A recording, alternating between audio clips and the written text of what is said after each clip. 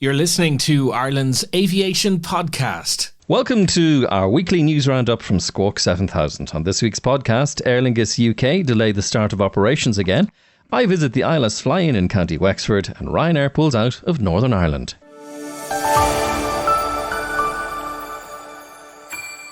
The new Aer Lingus subsidiary, to be based at Manchester, took to the air for the first time on Monday evening, with a test flight lasting around 1 hour and 40 minutes. The Airbus A330-300, operated by Aer Lingus UK, registered Golf Echo India Lima Alpha, took off from Dublin at around 18:45 and routed north towards Glasgow before turning back to Dublin.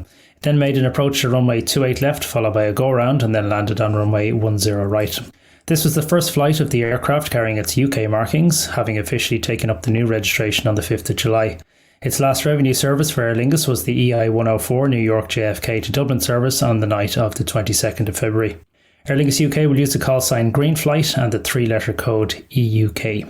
The first Airbus A321NX to join the Aer Lingus UK fleet is Echo India Lima Romeo Hotel, which is due to become Golf Echo India Lima Hotel in the next few weeks. However, the company also said this week that it was pushing back the start date of operations again due to continued entry restrictions into the USA.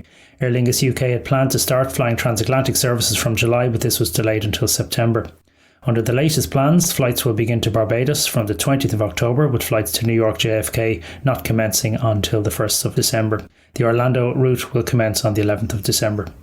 ILAS, the Irish Light Aviation Society, held a very successful two-day fly-in this weekend at their airfield in Taghmon in County Wexford. I flew into the field and caught up with some of the people behind the event, some of the visiting pilots and some of the organisers. And you can listen to that long final episode in full wherever you get your podcasts. And next Sunday, the 5th of September, the Burr Breakfast fly-in will take place, with all proceeds from the event going to St Vincent de Paul. At ILAS Field, I spoke briefly to Dave Corboy. Dave, we're here at ILAS. Great activity going on this weekend, but next Sunday there's another opportunity for pilots to get a bit of breakfast. Yeah, we've the famous Burr Breakfast fly-in back on next Sunday, which is September 5th.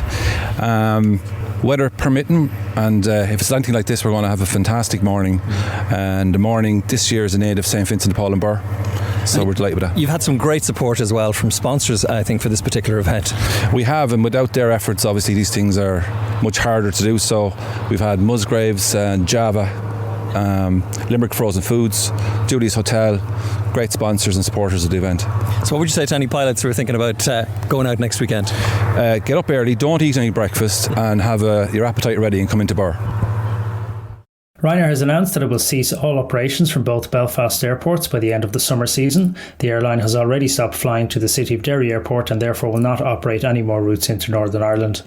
Ryanair has blamed the UK government's refusal to suspend or reduce the air passenger duty and the lack of a COVID recovery incentive from both Belfast airports.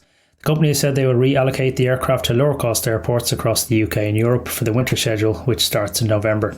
Thanks, Mark, and you can find these stories and more on flyinginireland.com. And a reminder that you can listen to our long final editions. You'll find them wherever you get your podcasts and on our site, squawk7000.ie.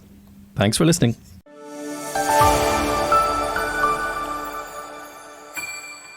To get the news first, subscribe now to Squawk 7000 on your favourite podcast platform.